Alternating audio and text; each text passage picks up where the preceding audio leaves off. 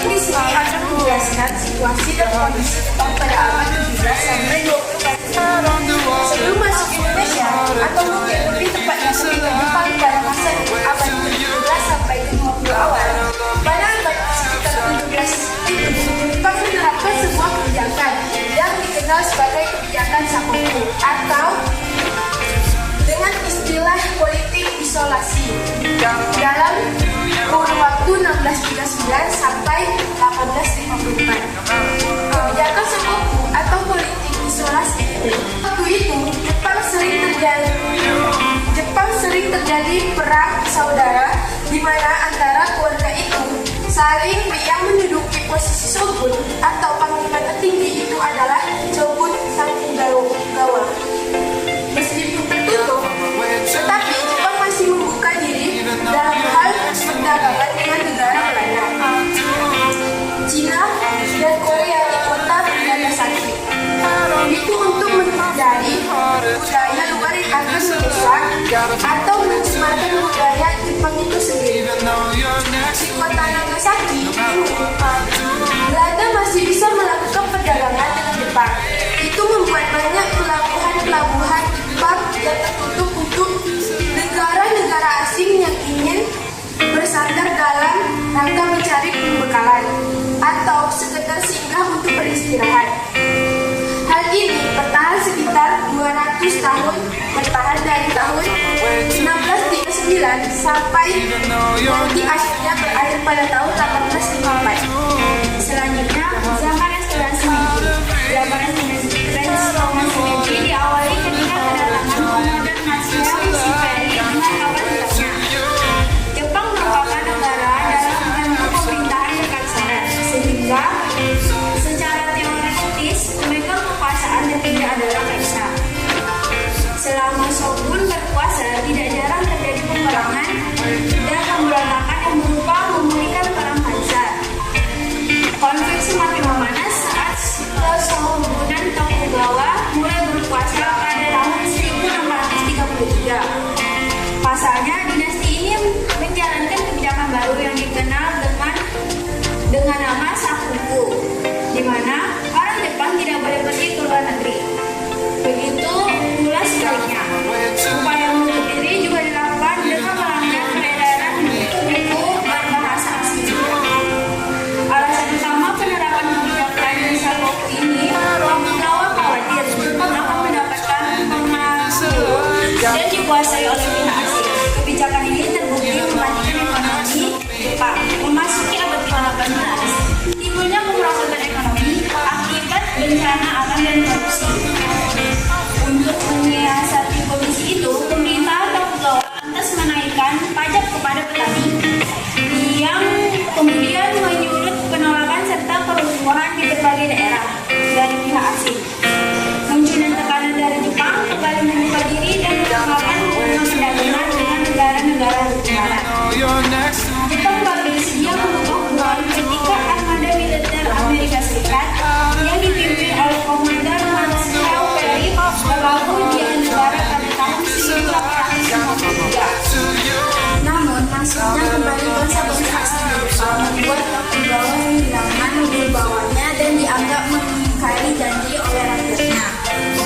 Dikombinasikan dengan faktor-faktor internal, yakni krisis ekonomi dan pemerintahan Tokugawa yang beda. Tuntunan agar kekuasaan pemerintahan dikembalikan ke tangan kaisar tersebut bergaung. Alhasil, kelompok anti-shogun pun bermunculan di Jepang, utamanya di Satsuma dan Chūshō. Nah, adapun dampak restorasi Meiji.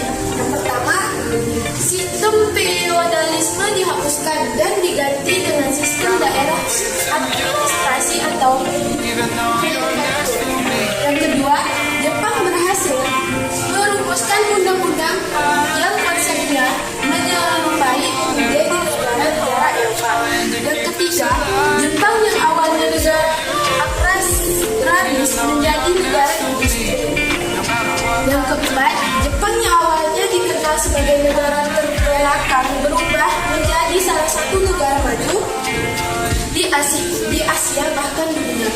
Yang kelima, modernisasi fasilitas transportasi dan komunikasi untuk memperlancar aktivitas sosial ekonomi dalam negeri. Sekian dari materi situasi dan kondisi Jepang pada abad 19 dari kami. Assalamualaikum warahmatullahi wabarakatuh.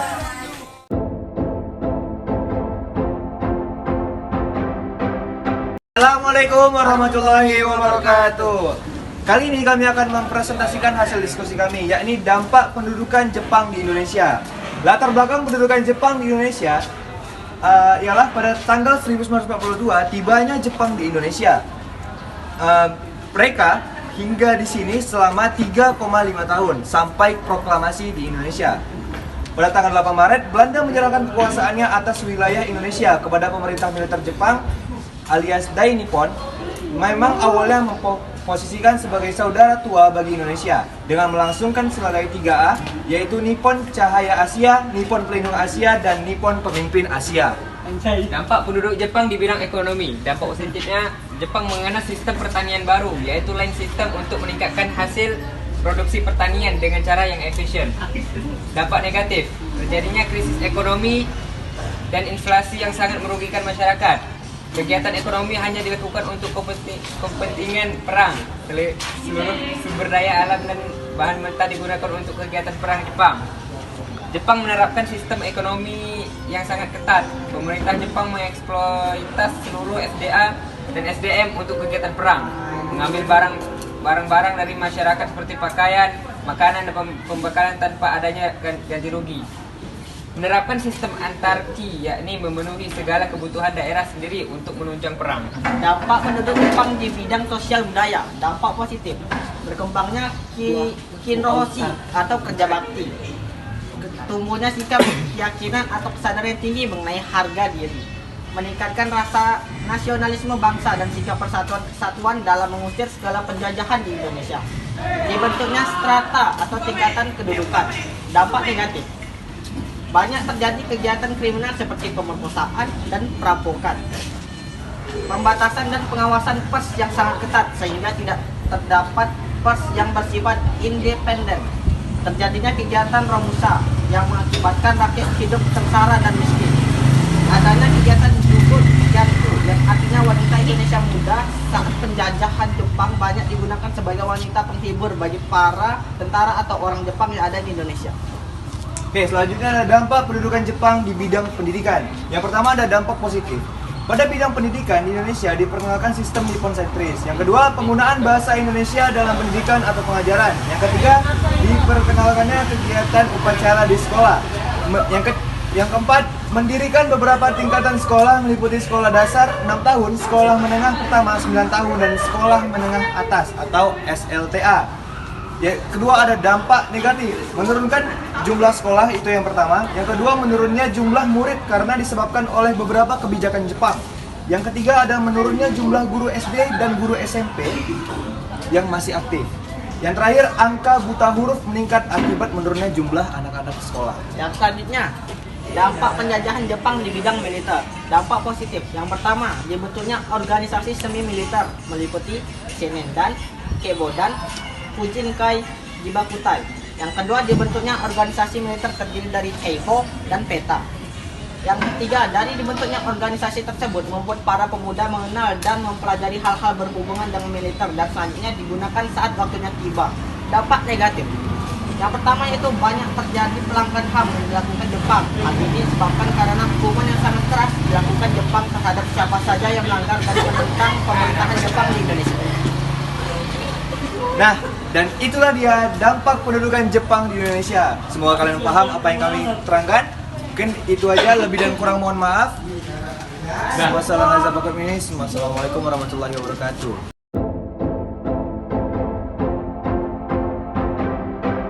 Assalamualaikum warahmatullahi wabarakatuh. Kami di sini ingin mempresentasikan hasil kerja kami tentang proses kedatangan Jepang ke Indonesia.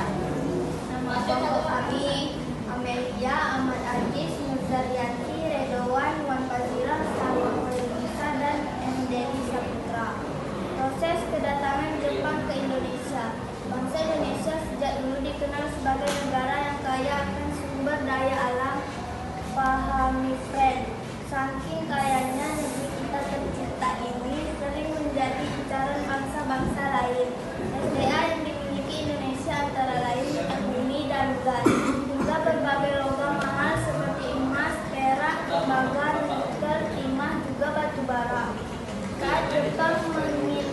Indonesia, negeri kita ini masih menjadi negara di bawah penjajahan Belanda.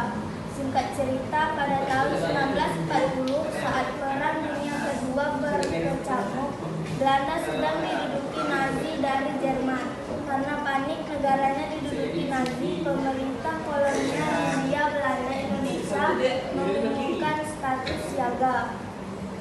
Inilah yang menjadi pemicu sejarah Jepang masuk Indonesia. Kala itu Jepang khawatir tidak bisa memenuhi kebutuhan bahan. Inilah yang menjadi pemicu sejarah Jepang masuk Indonesia. Kala itu Jepang khawatir tidak bisa memenuhi kebutuhan bahan bakar untuk perang dan industrinya. Sementara itu, di tahun yang sama, Jepang juga mulai merencanakan penaklukan Asia Tenggara dalam rangka ekspansi sumber daya alam, khususnya untuk pemenuhan ketersediaan bahan bakar kebutuhan perang dan industri. Indonesia menjadi salah satu tujuan ekspansi Jepang untuk pemenuhan sumber daya alam.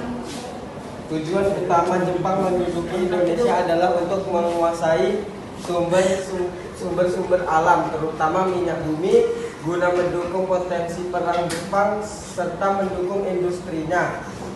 Jawa dirancang sebagai pusat penyediaan bagi seluruh operasi militer di Asia Tenggara dan Sumatera sebagai sumber pasokan minyak utama. Dampak positif kedatangan Jepang di Indonesia. 1. Jepang mendukung gerakan anti Belanda yang membakar semangat nasionalisme bangsa Indonesia. 2. Jepang membolehkan bahasa Indonesia sebagai bahasa komunikasi nasional. 3. Jepang menginisiasi pembentukan strata masyarakat hingga paling bawah, yaitu RT atau rukun tetangga atau yang dalam bahasa Jepang disebut tonari bumi. 4. Jepang mendekati pemimpin nasional Insinyur Soekarno untuk memobilisasi dukungan rakyat Indonesia. 5. Jepang ikut menggugah rakyat membentuk BPUPKI dan PPKI sebagai persiapan kemerdekaan Indonesia. Dampak negatif kedatangan Jepang di Indonesia. Selain dampak positif, kedatangan Jepang juga membawa kerugian besar bagi Indonesia, antara lain 1. Jepang menguasai daerah strategis yang dianggap penting, sehingga Jepang melakukan kesewenang-wenangan kepada rakyat. 2. Banyak rakyat Indonesia yang mengalami siksaan fisik, penahanan tanpa alasan, perbudakan seks hingga hukuman mati. 3. Jepang menerapkan sistem kerja paksa Romusoha. Sistem ini sangat tidak manusiawi dan menyebabkan banyak korban meninggal dunia. 4. Jepang menyebabkan rakyat menderita kelaparan karena perampasan hasil bumi dan sumber pangan rakyat. 5. Suara rakyat dibungkam, dibatasi sehingga tidak ada yang berani mengungkap kejahatan Jepang. Sekian dari kami. Wassalamualaikum Warahmatullahi wabarakatuh.